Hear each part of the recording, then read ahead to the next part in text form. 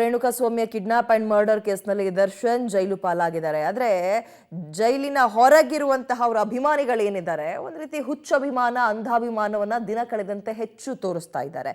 ಇಲ್ಲಿ ತನಕ ಆ ಖೈದಿ ನಂಬರ್ ಏನಿದೆ 6106 ಅದನ್ನ ಬೈಕ್ಗಳಿಗೆ ರೇಡಿಯಂ ಹಾಕಿಸ್ತಾ ಇದ್ರು, ಫೋಟೋ ಶೂಟ್ ಕೂಡ ಮಾಡಿಸ್ಬಿಟ್ರು ಮಗುವಿನ ಕೈಲಿ. ಈಗೇನಾಗ್ತದೆ, ಕೀ ಬಂಚ್ ಟ್ರೆಂಡ್ ಆಗ್ತದೆ, ಮತ್ತೆ ಈ ಫೋನಿಗೆ ಹಾಕೋ ಪೌಚ್ ಇದೆಯಲ್ಲ ಅದು ಕೂಡ ರೆಡಿ ಮಾಡ್ತಾ ಇದ್ದಾರಂತೆ. ಸೋಷಿಯಲ್ ಮೀಡಿಯಾದಲ್ಲಿ ದರ್ಶನ್ ಖೈದಿ ನಂಬರ್ ಕೀ ಬಂಚ್ ಸಿಕ್ಕಾಪಟ್ಟೆ ವೈರಲ್ ಆಗ್ತಾ ಇದೆ.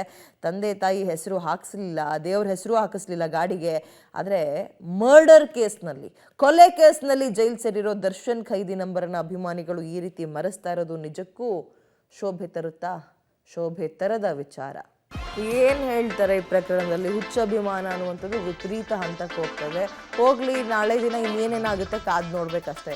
ಇಲ್ಲಿ ತನಕ ಮಗುವಿಗೆ ಫೋಟೋ ಶೂಟ್ ಮಾಡಿಸ್ಬಿಟ್ರು, ಗಾಡಿಗಳಿಗೆ ನಂಬರ್ ಹಾಕ್ಸಿದ್ರು, ರೇಡಿಯಂ ಸ್ಟಿಕ್ಕರ್ಗಳು ಬಂತು, ಕಾರು ಬೈಕಿಗೆಲ್ಲ ಹಾಕಿಸ್ಬಿಟ್ರು. ಈಗ ಮೊಬೈಲ್ ಪೌಚ್ ಅಂತೆ, ಕೀ ಬಂಚ್ಗಳು ಬೇರೆ ಬರ್ತಾ ಇದೆ.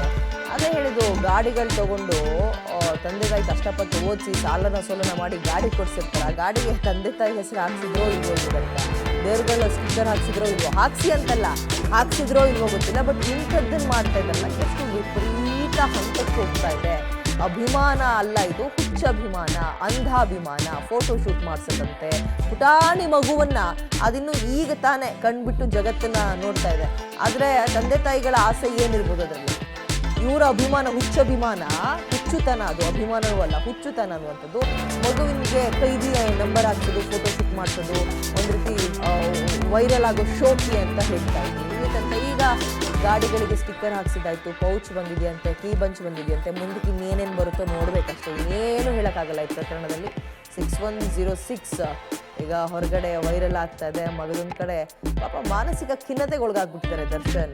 ಸತತ 20 ದಿನಗಳಾಗ್ತಾ ಬಂತು ಜೈಲಿನಲ್ಲಿ. ಜೈಲೂಟವನ್ನು ತಿನ್ನೋಕೆ ಶುರು ಮಾಡಿ ನಿನ್ನೆ ತಾನೇ ರಿಟರ್ಜಿಯನ್ನು ಹಾಕಿದ್ರು ಅವರ ಪರ ವಕೀಲರು. ಏನಂತ, ಸ್ವಲ್ಪ ಆಹಾರಕ್ಕೆ ಸಂಬಂಧಪಟ್ಟಂತೆ ಒಂದು ಡೈರೆಕ್ಷನ್ ಕೊಡಿ, ಅವ್ರಿಗೆ ಆಗ್ತಾ ಇಲ್ಲ, ಒಗ್ಗುತ್ತಾ ಇಲ್ಲ ಅಂತ. ಅಂದರೆ ಅವ್ರು ಅಲ್ಲಿ ಬಳಲ್ತಾ ಇದ್ದಾರೆ, ಅಯ್ಯೋ ಒಂದು ಕ್ಷಣ ತಪ್ಪಿಗೆ ನಾನು ಇಂಥ ಪರಿಸ್ಥಿತಿನ ತಂದಿಟ್ಕೊಂಡಲ್ಲ ಅಂತ.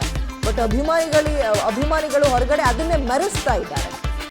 ಆಮೇಲೆ ಇಂಥ ಪ್ರಕರಣಗಳನ್ನೆಲ್ಲ ಸುಮ್ಮನೆ ಬಿಡೋಕ್ಕಾಗಲ್ಲ.